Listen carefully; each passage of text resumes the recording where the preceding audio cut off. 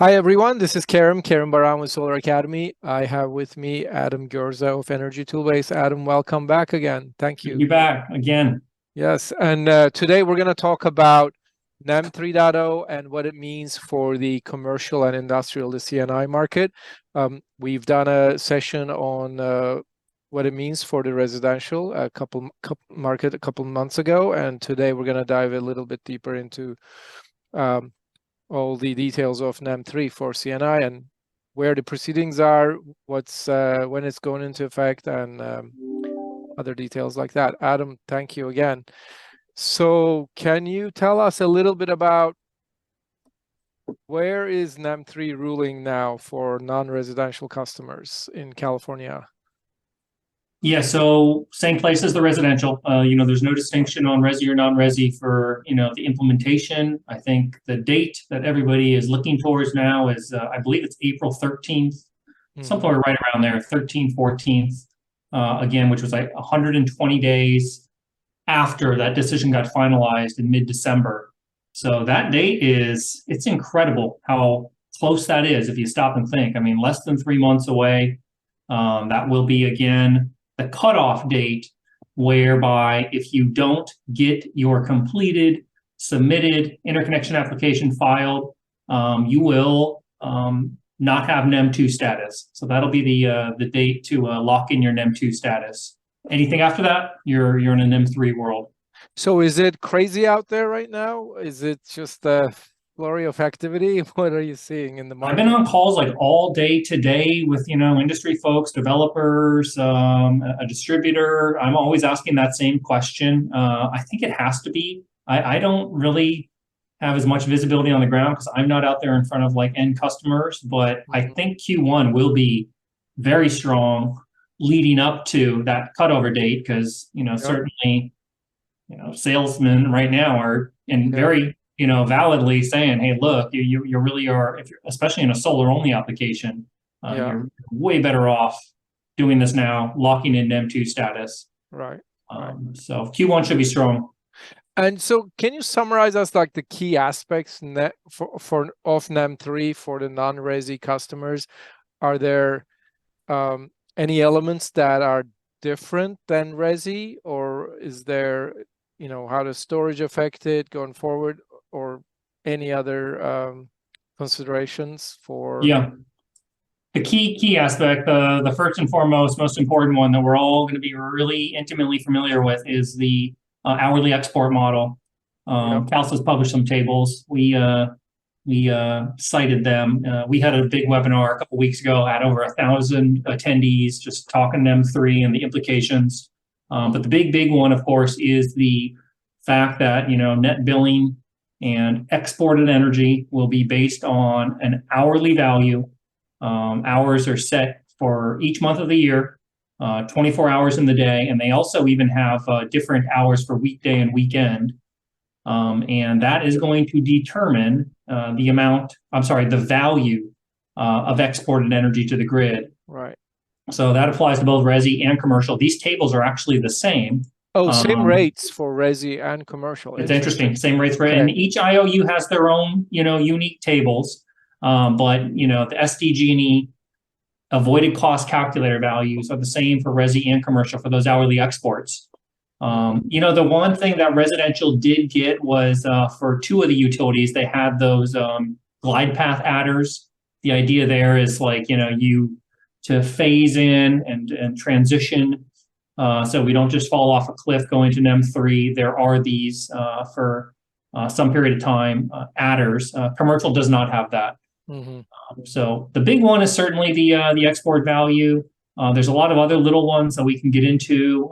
Instant netting is it's worth mentioning, but really the big piece is all about that new net billing hourly export framework. And we've been working a lot on that at Energy Toolbase and just having the ability to model those really precisely. Got it. And so as a overall high level calculation, what would be, what's the high level financial impact to a simple payback calculation, for example, in the context of C&I with NEM-3 versus NEM-2? Been running a lot of those analyses, and that was kind of really the webinar that we ran a couple weeks ago. We were just digging in on a few of these case studies. Let's kind of start by just thinking in a solar only world.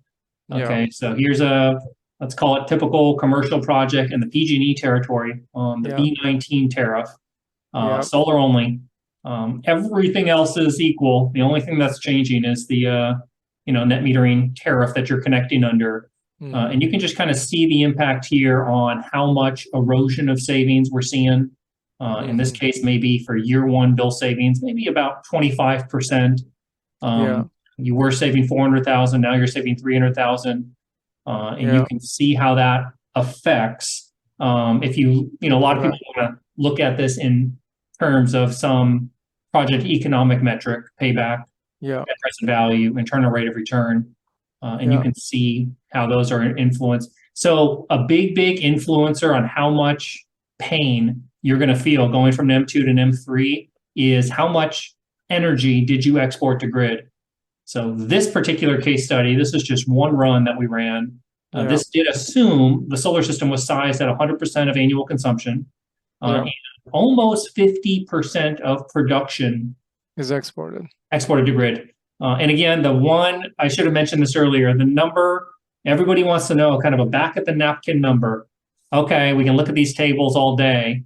How much on average is exported energy worth?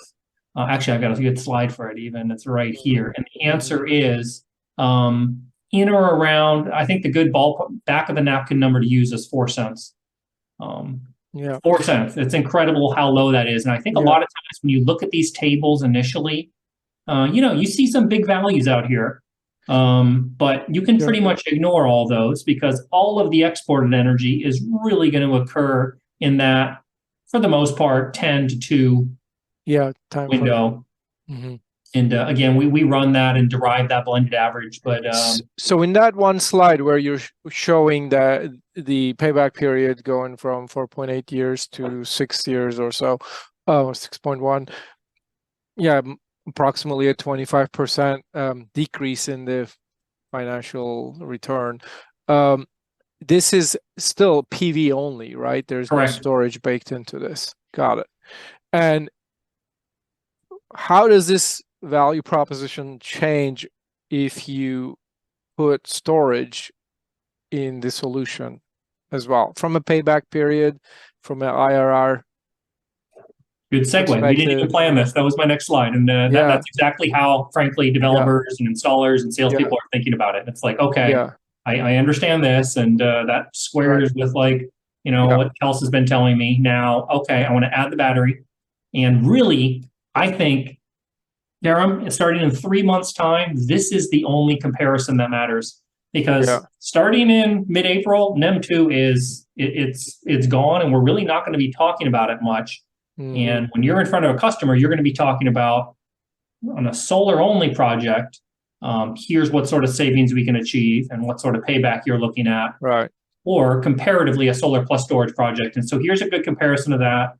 This is kind of on that same case study. So you can really see, and of course, this is influenced by the assumptions I used on the size of this case study, which is a particular usage or consumption behavior too. Like another big piece of the puzzle as well. The load pattern, the load profile of that customer absolutely will influence this analysis. And there are some load profiles that are more conducive to adding storage, especially in a commercial application. Right. This one here, I think, is just kind of middle of the road. This is kind of what you're looking at. I could certainly cherry pick and find you some better ones where storage really, really makes a ton of economic sense. And then there are other ones based on the load profile where adding storage might not be as accretive. But here's the bottom line. Okay, so solar only, we're saving $300,000, adding a 500 kW 2-hour battery, 1,000 kilowatt hour. So we're getting another $110,000 in savings. I think the numbers that a lot of folks will be looking closely at is, okay, well, what would be my comparative economics be in terms of whatever metric you like to look at, net present value, payback, IRR, and this is really interesting. I think this is actually pretty indicative of what a lot of these comparisons will say, which is on a project economic basis, it's very, very comparable. Yeah. For the first time, previously in an NEM-2 world, solar only was honestly considerably better if you were to use reasonable market assumptions versus solar plus storage. It just is. But now they're very, very, I'd say, comparable. I think the one selling point for where you're likely going to want to add storage is just how much more bill savings you can achieve. Right. By adding storage. This is a good kind of indicative. Yeah, and gain more independence by doing that. So I got one more question for you then. So what do you think is the current, your estimate on current attachment rates in residential and then in commercial C&I of PV plus storage, and what do you think that will be after April? Yeah, and I've been asking that same question when I keep talking to a lot of folks that have been in the industry for 10 years. I have my opinion. I'm going to share it with you. Okay. Let's start with this. We just went back and pulled data. We didn't actually distinguish between C&I or Resi. We just said, show me every project in California. What sort of attachment rate have we seen? And this is obviously on the modeling side, right? These are people running proposals, and we're using your platform, Energy Toolbase. This is our platform. This is platform wide in California, I should say. Right. And you're seeing attachment rates for projects modeled on Energy Toolbase in the last 3 years between 15 and 20%. Mm-hmm. And you can see it's grown. Certainly, if you were to trace this all the way back to 14, 15, 16, it's steadily grown, and then it's frankly leveled off a bit. Yeah. Okay, so the big question is, and it's one I'm thinking about a lot, what is a realistic expectation a year from now? Where will the attachment rate be? I'd say very, very, a lot higher. This is a cool service. We really like these guys, Ohm Analytics. They scrape data all over the country. Yep. Chris Collins. Bingo. They're really my first video interview on Solar Academy was with Chris Collins, actually. Chris is a great guy, and we're getting a lot of value out of that tool right now. Yeah. This is actually more powerful than the chart I just showed you, because this is actual permitted or interconnection pulled data. These are actual projects. Mm-hmm. The takeaway here is, if you look at, the blue line that's on the left axis. Yeah. California, call it somewhere between, I'm just eyeballing here, maybe 8 and 14% over the last couple of years. So, okay. So what is the y-axis on the right side of the chart? Great question. That is where I'm going to point you next, which is, well, that's Hawaii. That's the gray line. And that is for sure the closest comparison that we have really to what NEM-3 is about to look like, just in terms of the exported value of energy in Hawaii is very close to zero. Depending on the tariff you connect on, there's some kind of nuance to that. Right. But the Hawaii data, this is actual interconnected permitting data. If you look back the last 3 years, fluctuating between 80, in some cases north of 90%. So incredible. Well, we're talking 8 or 9 out of 10 projects in the state of Hawaii are solar plus storage. Got it. California, 50%. So the axis on the left is Hawaii only, and the axis correct. The axis on the right, this is everything else. Got it. Yeah, wow, so what a difference. It's but so California, okay, then California is 10%. 8 to 10, 8 to and 12. This is this Resi or commercial? This, my understanding is, it's a very fair question. He didn't make a distinction, so my assumption is this is all permitted. More Resi. Chris's focus is more Resi. Probably, and also, shoot, if you just by sheer count of permits and applications, yeah, exactly. Commercial will be 30x more Resi projects. So this is probably skews heavy Resi. Wow. Okay, so back to your question. Again, Hawaii's the best, analog we have, and if you asked me a year from now, I would be very surprised if we're not north of 75%, which seems like a crazy. Really, for California or for California straight away. Let me zoom. That's you're talking 7x, but do we even have the supply for that? That's the next question that's getting asked. And is the industry ready? And are the vendors got the supply? Yeah. Well, the nice thing is don't forget, there's this big, huge rush to get in and get NEM-2 status. So there's a big backlog building. Sure, yeah. I think any installer would tell you their backlog is 2 or 3x longer than it normally would be, just because there's a lot of sure. Sales. So that'll take some time to work through. I don't think you're even really installing NEM-3 projects until Q4 of this year. Sense, for sure. So that makes sense. One other thing, let me go back here again. I know we're talking commercial. This is a really crazy comparison here. Yeah, this is one example. This is resi, but I just think the resi attachment rate, I would be shocked if it doesn't go. I think it's gonna be very, very difficult in the state of California to sell solar only a year from now. Not to say it won't happen, because the value proposition is still good. It's not terrible, but I think it's just, there's so many advantages. You were able to capture so much more bill savings. Wow. But it is going from, like, I mean, hey, I installed solar in San Diego, what, 6 years ago? Probably 5, 6 years ago, with a 3-year payback. And now it's going to 8-year payback. It is. Maybe it's still possible to do 7 or 6 if you negotiate. Great. But yeah, that is a change. That is a big change. So this will be a key one to watch. It's an open question. I feel like somebody should do a poll out there in the industry. We should kind of take bets on a year from now. I think it'll be quite high. There will still likely be some solar only. On the commercial side, it might not be quite as high, because if you're sizing, let's say you have a warehouse, and oftentimes you're not sizing 100% offset system just because you don't have enough space on the roof. You don't feel the pain of NEM-3 as much in situations. Again, it really hinges a lot on this. How much export is your grid? So if you're sizing a system that only offsets 50% of annual consumption, well, that might only be offsetting, exporting 25% to grid. But that asset might have a 3-year payback on its own. It might not offset all your consumption, but it still is going to be a very attractive financial return. That's true. Just size it for that midday consumption. Got it. So do you think this will affect the solar industry in California to fall off in any way or shape after the transition in April? There has to be some, especially knowing that there's this big surge leading up to April, where everybody's kind of racing to lock in their NEM-2 status. And even during the proceeding, the CalSAs and the SEIAs and all the solar advocates of the world were arguing very hard and, reasonably, that, hey, look, without a good glide path or transition plan, you're just going to see this really sharp industry fall off. I don't have predictions for how much we're going to see there, but I think for solar only, there has to be some.